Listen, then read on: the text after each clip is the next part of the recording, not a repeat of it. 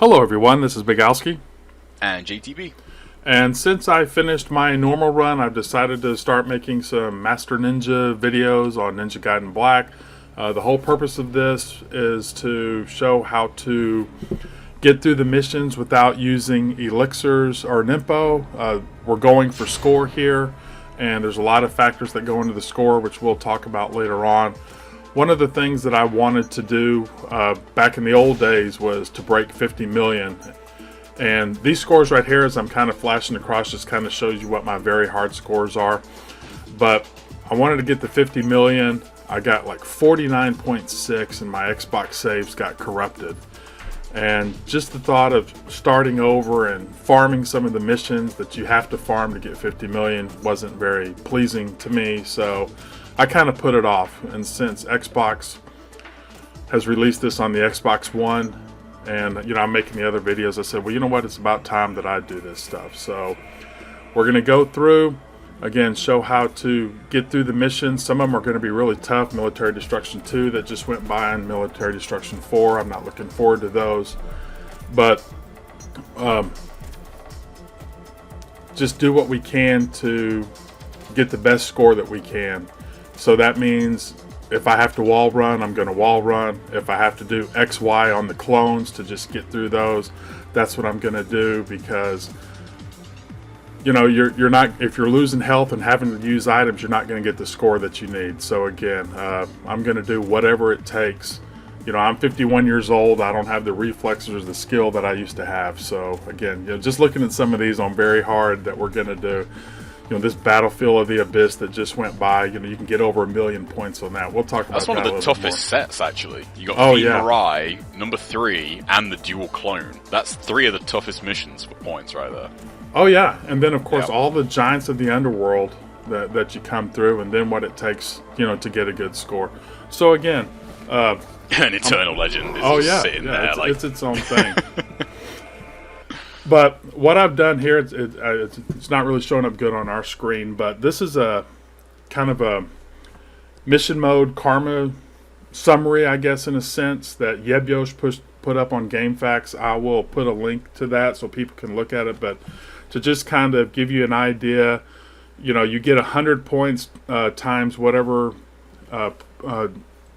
time you have remaining for your karma on that. The kills, 3,000 points for each minion, no matter what, is kills. And Nimpo, each key slot is worth 20,000 points. So if you use a Nimpo, that automatically costs you there. If it's on Master Ninja, it's multiplied times 2.5. Healing items, the small Spirit of Life is worth 10,000 points. The Great Spirit is worth 40,000 points. Your health is worth, you get a percentage of points on that.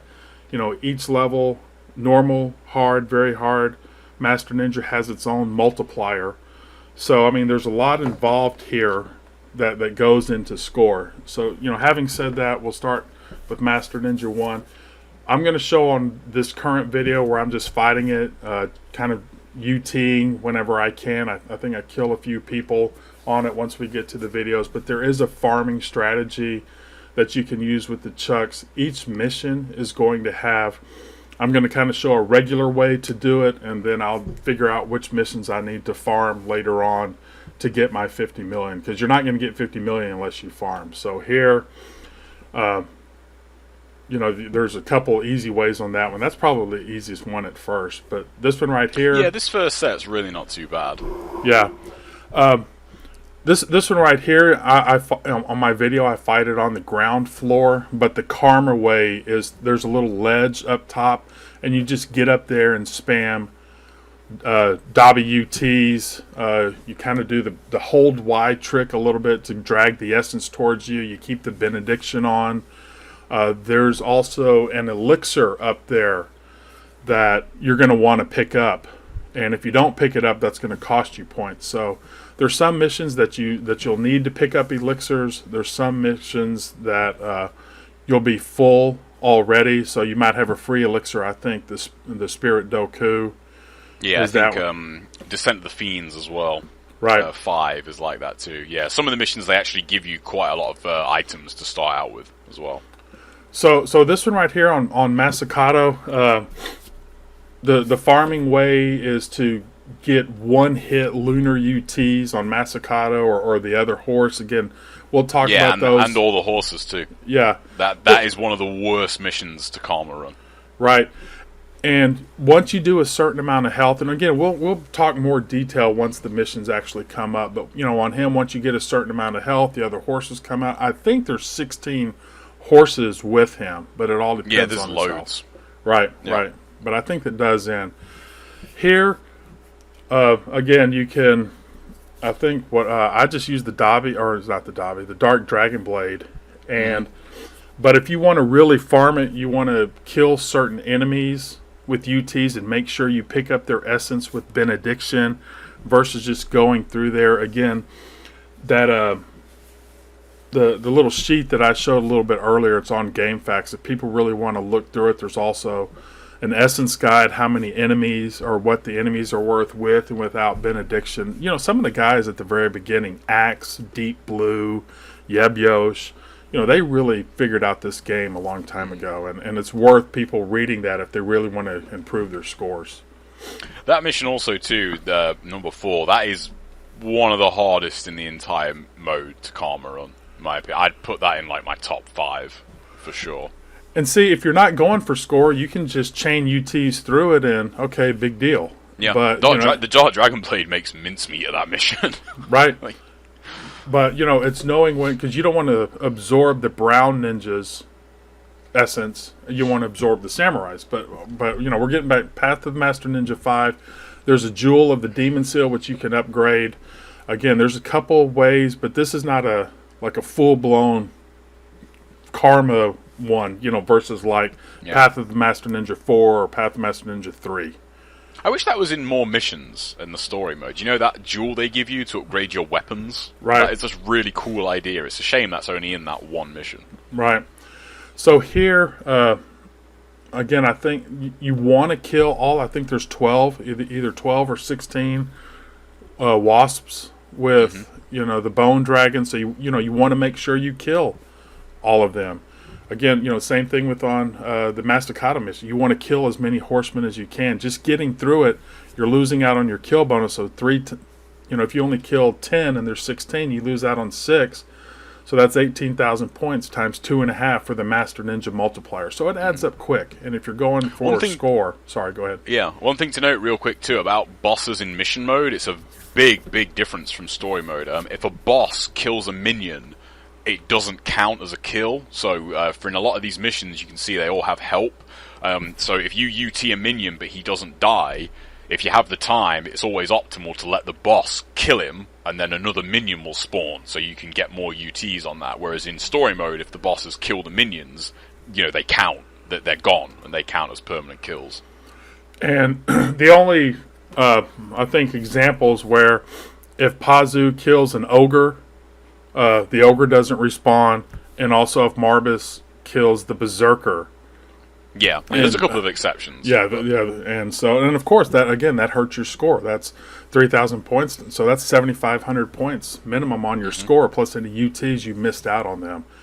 The camera angle on here is I've just never liked the biggest enemy. Yeah, it really is. Yeah, but so here again, I think we'll show tricks and everything, but really learning how to fight berserkers for these missions, using how to, jump on the berserker's head while Doku is doing his, sword, with the energy that comes out of the sword, the little ground pound, all that stuff we're going to talk about as it comes along. And once you start knowing the enemies and their patterns and all of that stuff, it'll get a lot better. But of course, some of it is just going to suck. This one is actually a fun one to do. You can just blast through it, but I had a video on Nightmarish Phantasms number 4 where you actually farm that with the chucks, and learning the pattern of the cat Jotun fiends Frau as well. Do I? Yeah, you can farm the cat fiends too if you use the Luna and ensure that you don't kill them, and then let the Jotun Frau finish off the cat fiends. Then the cat fiends respawn. Wow. Yeah, that's some really super advanced level detail farming in order to get those higher scores. My goal is to get 50 million. So, You know, that I don't know if I would be doing that, but again, that's possible, and that's how some of these guys get 57 million.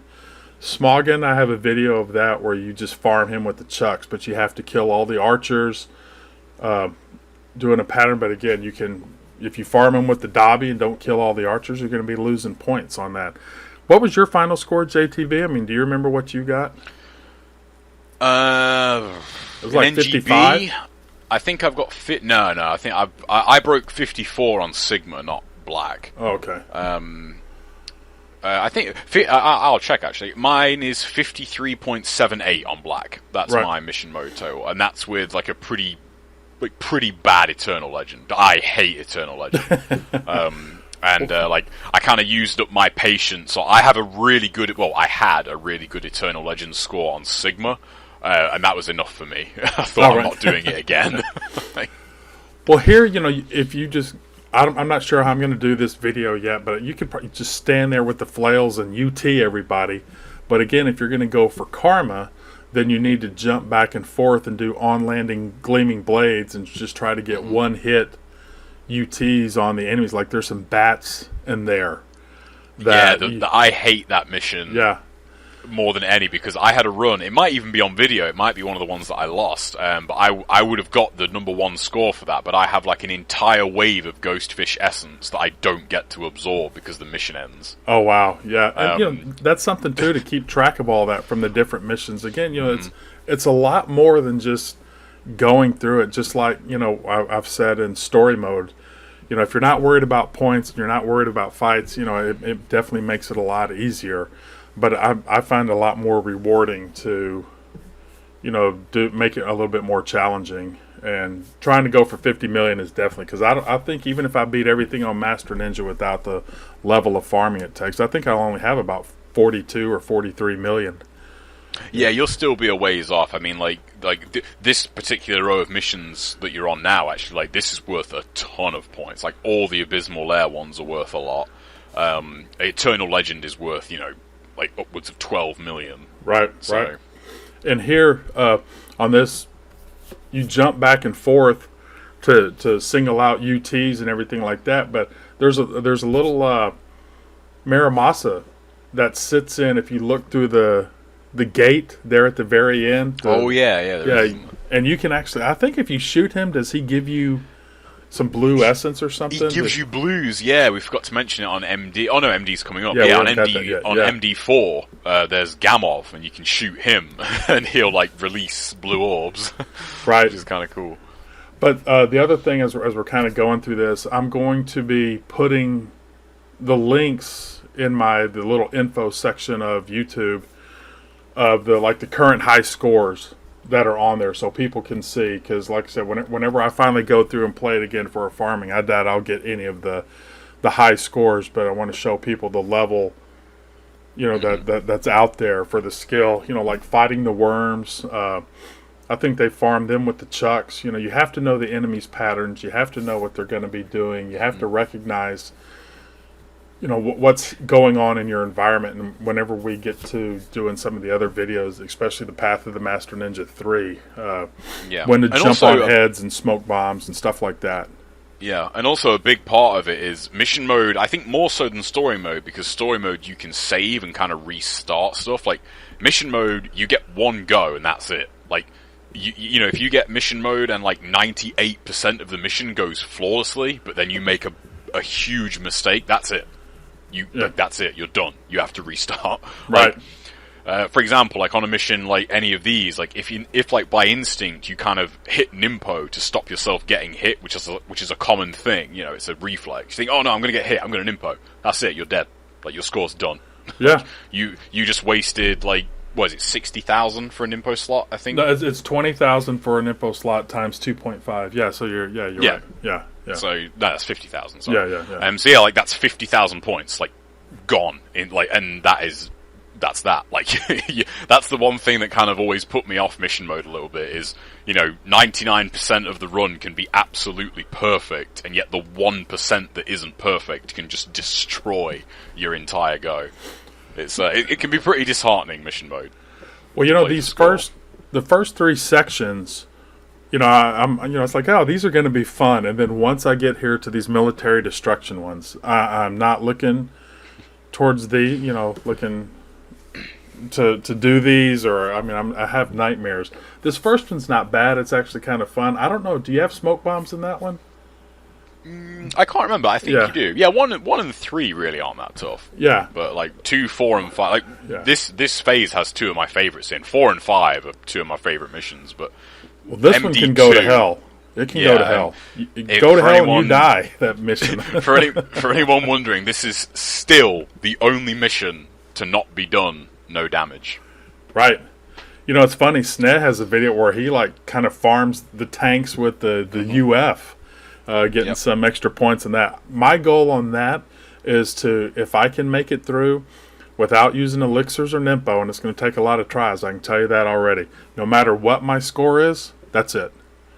There will be no farming extra video of this like there will be on probably most of the other videos. So that one, once it's done, you don't want to go for that 500,000? No. It's... I just whatever I get on that one. This one right here, I recommend putting a little target, I guess, on your screen or something where you can line up with the arrow and shoot, because that'll really help. Because man, once those archers start shooting and the rockets, and that can be a little tough. But what is it here? After you kill the first wave, if you destroy 3 of the satellite dishes, that's when the next level of enemies come out. Is that how that works? That's a good question. I can't remember off the top of my head. Right. It's 2 or 3 of the little dishes on the radio tower, because you get... What do you get? You get ogres, and then you get imps, then you get cat fiends, and then you get berserkers. Right. So that's 4 waves, and is it 9 targets on that thing? No, there's, 12 or 8? No, there's... I think there's 9, like you said. Yeah, 3 rows of 3, isn't it, I think? Right. But on this... so that'd be every, 2 or 3 would make sense for that. Well, on here, same thing with this mission. Once you get the helicopter, you have your 2 initial guys. You kill them. You do 25% damage. The next set of enemies are going to come out. Do 25% more damage. The next set, 25% more. And that's kind of the pattern for all the bosses and stuff. Once you do 25% of damage, for the most part, the other enemies are going to come out. And again, there's Gamoth up there that you can actually shoot him. And you have to shoot him with the strongbow for him to give you the blue essence, if I'm not mistaken. Yeah, I think the other 2 arrows just go through him for some reason. I haven't done it in a while. But yeah, it's an interesting mechanic because he slowly releases health orbs. Using him on a karma run is a key aspect of karma running that mission, because you don't want to use all 8 orbs for 1 UT. You want to get 1 out and then let it go, get another UT. You want to stagger it a little bit. This one right here, JTB has actually done this one no hurt. It's an amazing. I'll have to put that link in there, but this one's tough. Again, you got to know when the enemies are coming, when to use the incendiary shurikens. Again, I know the time is going by fast. We actually said, hey, let's leave 45 seconds for each clip. That should be good, but no, it goes by pretty fast. But again, once we get into the actual videos, we'll be able to explain a little bit more what we're talking about here. This one right here, again, you could just WT him or fight him however you want to if you're not worried about score. But again, for score, you have to run back and forth. I don't think you have the armlet of celerity in this one, so you really got to be... No, I don't think you do, because you have to use that... There's that little platform to the right-hand side of where you put the sword in, and that's how you'd usually farm this one for points. It's you'd use the nunchucks and use its UT. Right. Fat Man had a really good video on that. So did Dark Kazuki, but I think they were videos that got lost, unfortunately. Yeah, that's a shame. I think that's where Fat Man actually had his video of him juggling the cat for 999 hits. That was great. This is a good mission right here if people just want to fight it on normal to learn how to fight berserkers, because there's 3 berserkers that come out. Just kill the other enemies and then get the berserkers. There'll be 2 on the screen for sure, and you can learn how to rotate the camera to, keep the other one off screen to learn how to fight him. But again, I think you kind of use the nunchucks and use the little stairs there to the side, to farm. So again, there's so many different ways, and I'm going to be showing both, just my regular way of going through it, and then the farming way a little bit later on.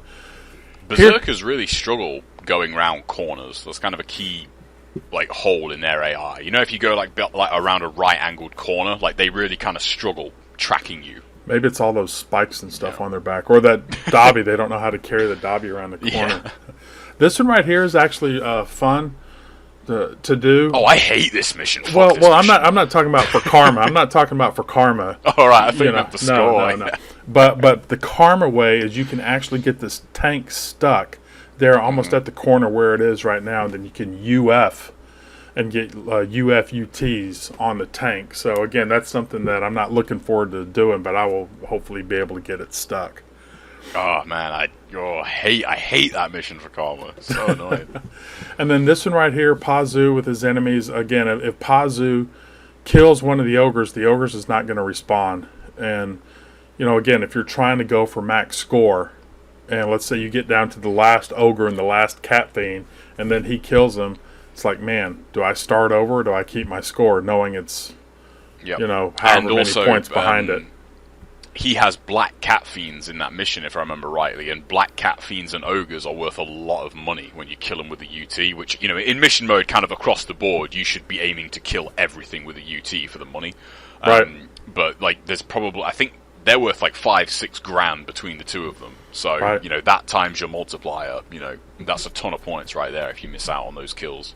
Yeah, and you want to grab that essence with Benediction. Certain. I think some of the clones you don't, but again, so Descent of the Fiends right here. This is just the last 5 fights. This is of Eternal Legend, or phase 4 and 5. Phase 4, isn't it? Yeah, because you get Doku, Marbus, Nikkei, and Ishtaros, and the Berserkers, and the Berserkers. Yeah, and Eternal Legend. That's like the tail end of Phase 4 and all of Phase 5. Now, this is one of the only 2, Eternal Legend being the other one, where you can actually use supplies and use your Nimpo. But it's the only where it's not going to damage your score or hurt anything like that. So, Doku, you really want to get a good speed kill on him if you're going for score. Marbus, you want to kill all the cats, and then you want to nunchuck Marbus. You can, E.T., I think, a lot of the Berserkers. I mean, there's a lot of good ways to fight them. Who was that who had was it Fat Man, who had like a 2.5 million run on this one or something like that? Yeah. I think I still have that video, actually. Wow. That's one of the few I still have, yeah. That's a really good video. The other Go to Hell and You Die mission for me, there's a few of them coming up here, but is this one right here. And CG1. Yeah, it's whatever I get is what I'm keeping. I'm hoping to get 700, but if I don't, as long as I don't use Nimpo, because I'm just not good at it. If you can get, time is not really a factor on that. If you can get that mission, like, no items, no Nimpo, like, everything dead with a couple of, with just a handful of UTs, like, you can pretty reliably get past 700,000. But there's a couple tricks in there that Snez showed where he's focused on her, and then UT's all the minions at the end. So again, that's we'll talk about that as it gets a little bit closer on. And again, I'm going to be posting these. I've said it 1,000 times already, but I'm going to be posting, some of these links to other videos in my YouTube info section so people can see what we're talking about and what it takes. But this one, it's funny. It just doesn't seem it's not worth the score that the other ones are.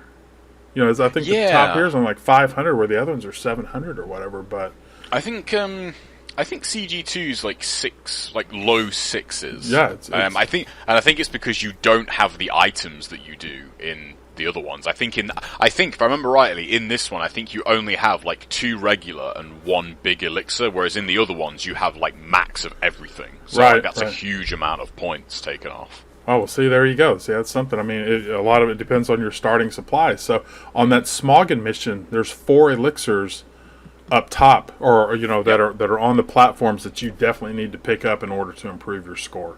Yeah, there's one in every corner, isn't there? Yeah. So here, this one's a fun mission. We take out the guys and use incendiary shurikens to help, and then farm the ogres if you're going for score. Or you can just shoot her yourself and enjoy watching the cutscene. Speed run. Yeah. weird one, actually, now that I think about it. That mission is, I'm pretty sure that is in Sigma, isn't it? 'Cause I remember that mission being way harder in Sigma, because of the rocket guys. Like, they're just machine gun. Man, I haven't played the Sigma missions in so long. I don't know. Yeah, I might be misremembering that, but I swear that is in there. You know, Weeble and P. Saren love to play the Captivating Goddess 1 and 4, and, you know, I've played it with those guys. They're just so good, and they just make it look so easy. It's tough for me, and again, this is one of those things where whatever I get, I'm going to take it and be happy with. You know, I love CG4. It just happens, you know, I hate to say it, I'm so old now, my reflex, it just goes by so fast to me. I'm like, what am I supposed to do here? So, it's, if I can pull this off, I'll be very proud of all of that. So, this is another hard one, but Trent Steele has a, Captivating Goddess 5. He has a no-hurt video on this, and it's actually... Shameless plug, so do I. Oh, there you go, yeah. Do you have the video? This mission, actually... yeah, I think I still have that. It might be on my old channel. This mission actually is one of a really common one where people want a tutorial for, because it is a very kind of under the radar mission. It's extremely hard if the monks don't cooperate. Like, if this is one of the other ones where it's a major downside, the fact that, you know, the bosses killing their minions means they come back, because I think one Dark Dragonblade wall attack will take out one of those monks, but wall attacks leave you super vulnerable. But if you do it and she kills the monk, they respawn all the time. Right. So that mission, like, no items, no nimpo, is actually very, very difficult. A lot of that's based on camera control too. Mm-hmm. You know, they'll be on the other side if you're looking at them. But again, we'll talk about that more when that gets into it. These Fateful Confrontation, it's funny as much as it hurts watching it, but I kind of, if you get countered and then juggled by the flail clone, you're dead. You know? Or when he just runaway lightnings you and then just immediately fiend sealers you, and there is nothing you can do about that. Because when you ground a clone, you can't fiend seal them straight away. Like, you have to wait. Right. Whereas when they ground you, they can just fiend seal you immediately. You can't do anything about it. So, on these Fateful Confrontations, I'm letting people know right now, I'm just doing XY with the Dark Dragonblade or the Dabi. You know, that's the best way to, you know, keep my health up high. It's the best, so I don't lose points. I'm just going for points. That's what these first sets of videos were, or will be, and then when I do the farming, I'll do whatever the farming trick is on them. I think here with this on Fateful Confrontation 2, you just kind of run around the corners and charge up UTs. Yep. I don't know. I mean, I might give it a shot to see if I can beat some of these guys without using items. The whole point is to not use items. I mean, I've had some people, you know, gripe at me in the earlier days and say, well, you didn't fight them. And I said, well, you fought them and you used all your elixirs and all your nimpo or whatever, so I don't see what the big deal is. You know, I guess everybody has their own version of, you know, what they should be doing on certain enemies or whatever. But again, I want to point it out. We are going for score on this. We're not going for free-forming. We're not going for flash. You know, that's JTB and those guys. That's not XBIGALSKIx. You know, XBIGALSKIx struggles to get through it. So that's what we're going to do. And then that way, you know, I've always said if I can do it, other people can do it too. And that's the goal of that. Style doesn't get you points in this game.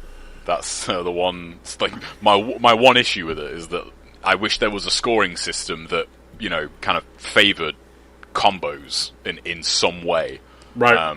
But there isn't. You know, the game is what it is. You know, in Black, it's about UTs scored. In, you know, NGO4 Hurricane packs, it's about speed and intercepts, and that's it. You know, there's no room for anything else. Well, here you can take the clone up top and just let him come up and attack you. I remember showing that on a video and I got blasted for it. It's like, hey, it's on video. I mean, you know, nobody showed it on video at the time, so it's like I said, you get the people that either love you or hate you. So you know, yeah, but I mean, the thing about these clones that's important to note though is for people that want to fight them, kind of, you know, quote unquote properly, one-on-one, one string from any of these clones on Master Ninja and you are dead. and they break a lot of the rules of the game, whereas you can't. Like, once they start comboing you, that's it. That's the rest of that string is going to hit you. That doesn't apply to them. Like, they can just move out of your strings no matter what. Whereas anyone, like, I mean, the Luna one that you're on right now, if he hits you with that level 3 Luna, like, it's insane how much damage it does. Whereas if you hit him with the level 3 Luna, it's like you throw in like paper at him. It does no damage at all. You know? Well, to me, and this is what I tell other people who, you know, criticize, you know, the videos, you know, please make your own. You know, let's see it. You know, let's learn from it. You know, that's what I always say. You know, let's make your own video and show us how to do it, and please help me learn. So I think we're still waiting on every single one of them. So this one right here, I'm not looking forward to. But one of the this is a hard one too. Yeah, this is really tough. But one of the things that you can do for the most part, if he starts going up top to summon the Dark Dragon Blade, you can actually charge a UT with your own Dark Dragon Blade, and that usually connects. You don't have to worry about the crabs hitting you. I mean, that's good. That's a good tip. That's one. It's one good thing about mission mode. Actually, thinking about it, it's probably where you get the most access to the Dark Dragon Blade, because that weapon. I mean, we've talked about it before, and I talked about it in my weapon tutorials a little bit. Like, as a weapon, if you take out its UT, it's really not that good of a weapon. Like, it's easily the weakest of all the heavies, but its UT is just so powerful that it kind of saves it from being just a completely useless weapon. Well, that's one of the things in the Spirit Doku fight right here. You can actually get him stuck and charge Dark Dragon. I've never seen it done on video. I doubt I'll be doing it. I actually have some trouble with Spirit Doku. I don't know why. It's just, you know, there was like just roll under his tack and Gleaming Blade, but that's just been one of those missions that it's just giving me problems. You're not alone. I've had a few people comment on that about rolling under his attacks. So I think what trips up most people is, like, you have to buffer in that Gleaming Blade like during the roll. You know, it's like you roll, buffer in your rotation, and then hit him. Whereas I think most people might be trying to like roll and then Gleaming Blade. It's like it's kind of like two separate inputs almost. Right. Here's one of the sucky ones to farm. You got to farm Marbus with the Chucks, and then there's two Berserkers in here, and you hope he doesn't kill the Berserkers. That about broke me from the game whenever I got this on video. And of course, because I used Motley Crue music in there, YouTube won't show it, you know, now, so people can't see that. So I'm going to have to probably do that one again and get it on video. One thing I like about that mission is, you know, at the start of it, you have like one of every imp. Right. In there, you have like one brown imp, one pink, both cats, and a crab. All right. I think that would have been cool on the story mode if he had that many minions on screen. Right. That would have been cool. And see, that's one of those things too, where you want to kill the brown and the pink imp, and then use their essence to maybe UT the black cat and the blue cat, and then use the benediction to collect their UT'd essence. I mean, again, it's worth a lot, and overall, with the multiplier and everything like that, you definitely want to be doing that. You'll see it happen throughout a lot of the missions, you know, which UT'd essence to pick up and which ones to not. Oh, and going back to the clones here, or at least with this one right here, because of the multiplier, would you say it's a 64 or 16-bit thing? It only goes a certain much. I have no idea the digits, but yeah, speaking of essence, this is a perfect one. On this, the clones, every single one of them, bar, I think, in mission mode at least, if you kill them with like anything above an ET, you'll get like virtually no money from them because they break the limit. Right. Whereas in this mission right here, you want to kill the flail clone with an ET, and that alone on Master Ninja's 300,000 points on that mission. Yeah, I mean, so again, that's something that, but if you go over, or if you collect it with the benediction, that can roll over your multiplier too. It breaks it, yeah.